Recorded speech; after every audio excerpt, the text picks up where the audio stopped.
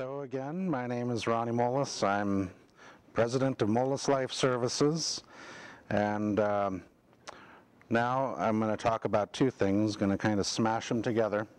One is medications, and the other is actual home assessment and modifications, what can be done in your home simply to make a difference.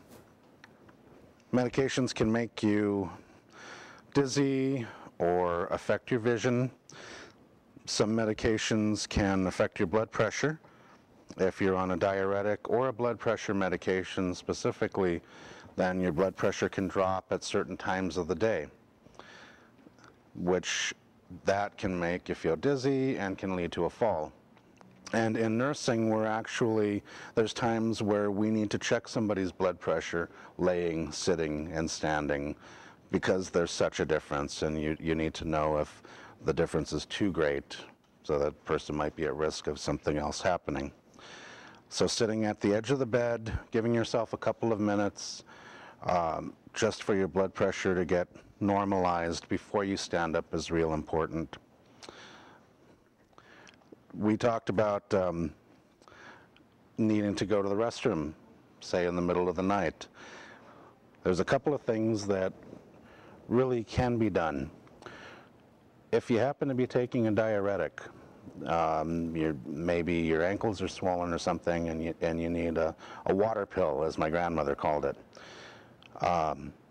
Sometimes you can talk with your doctor and you can get the time of the dose changed.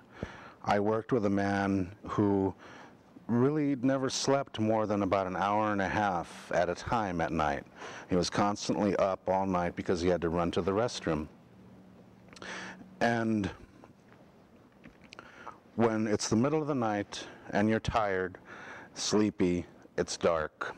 If you live with somebody, maybe you don't want to turn on the light because you don't want to bother them, and you're not wearing your shoes, of course, like I talked about earlier, in the middle of the night if you need to go to the restroom.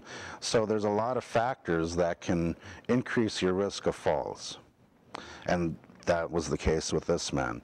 So I was able to talk with his doctor, and we got his dose changed to earlier in the day. And it was a simple thing. This is one of the reasons why talking with your doctor is very important, because just by changing his dose to earlier in the day, he was able to have longer times of sleep during the night, and so his risk of falls went down, and he just felt better all around. He was able to get some good solid sleep, and we need sleep to function. Mental function, physical function, everything. Everything is harder when you don't sleep. So that's one consideration. Now, everybody's different, and what medications you're on and what doses you're on, it can change. It depends on you and what you're talking about with your doctor, but it is something worth bringing up and discussing with your doctor and asking why. And a lot of the responsibility now is put onto us as consumers, as patients, to ask for what we want, ask for what we need, to bring things up to the doctor and say, I need to talk about this, or why am I taking this pill? Why am I taking this pill 2 times a day or before bed? And it's important to get answers that satisfy you, that it should be in a language that you understand so that you come away knowing what's going on instead of, well, okay, I didn't want to bother him and ask anymore.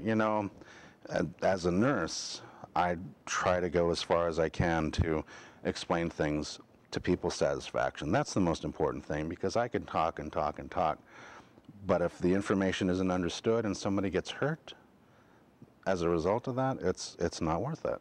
So really ask questions, review your medications. Speaking about nighttime,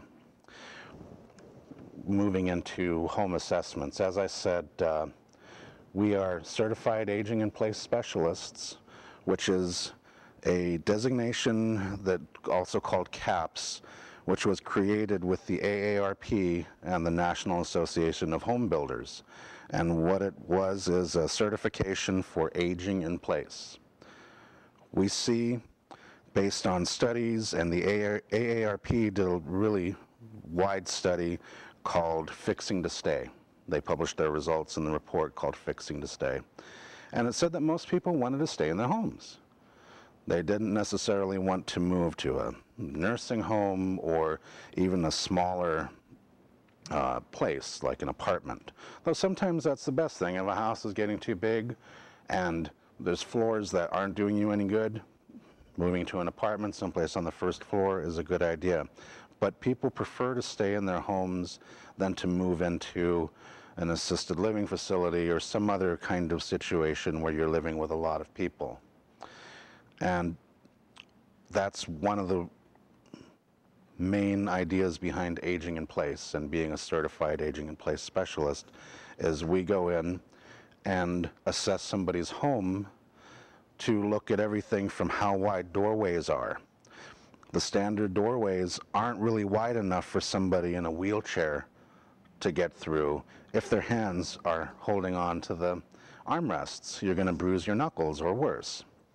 So an aging in place specialist would say, well, we can put in some hinges that'll add 2 inches to your doorway.